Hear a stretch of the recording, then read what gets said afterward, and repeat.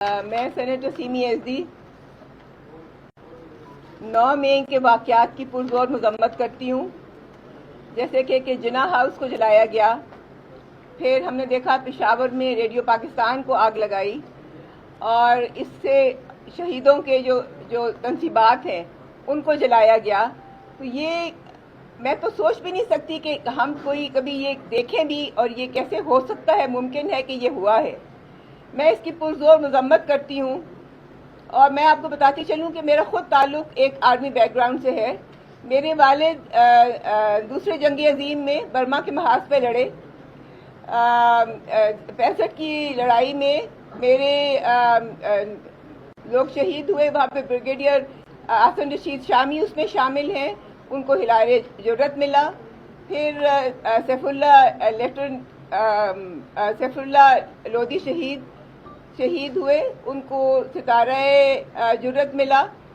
پھر 71 کی وار میں ظفر اکبر شہید ہوئے، جو کہ جنرل اکبر کے بیٹے تھے، اور پھر جنرل اختر شہید ہوئے۔ یہ سب ہمارے شہداء ہیں۔ اس کے علاوہ ہمارے بہت سارے لوگ جو ہیں وہ غازی بھی بن کے واپس آئے۔ مگر میں یہ کہنا چاہتی ہوں کہ یہ ان کا جو لہو ہے، ہم اس کو رائے گاہ نہیں جانے دیں گے۔ ہم یہ کبھی تصور بھی نہیں کر سکتے کہ کوئی اس طرح سے اٹیک کرے ان کی انسٹالیشنز پہ۔ میں یہ بتانا چاہتی ہوں کہ میں یہ آج ڈیمانڈ کر رہی ہوں کہ اس کی تفتیش کی جائے، اور اس کو قانون اور کانسٹیٹیوشن کے روح میں رہتے ہوئے جو لوگ اس پہ واقعے میں انوالوڈ ہیں ان کو قرار واقعی سزا دی جائے۔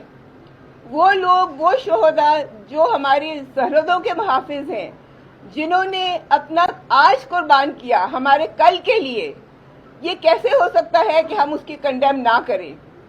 ہم اپنے شہداء کے ساتھ کھڑے ہیں، ہم ان کو خراج تحسین پیش کرتے ہیں، اور ہم یہ باور کرانا چاہتے ہیں کہ اگر پاکستان ہے تو ہم ہیں۔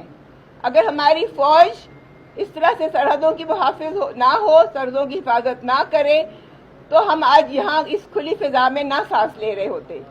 ہماری فوج ہے تو پاکستان ہے، پاکستان ہے تو ہم ہیں۔ پاکستان زندہ باد۔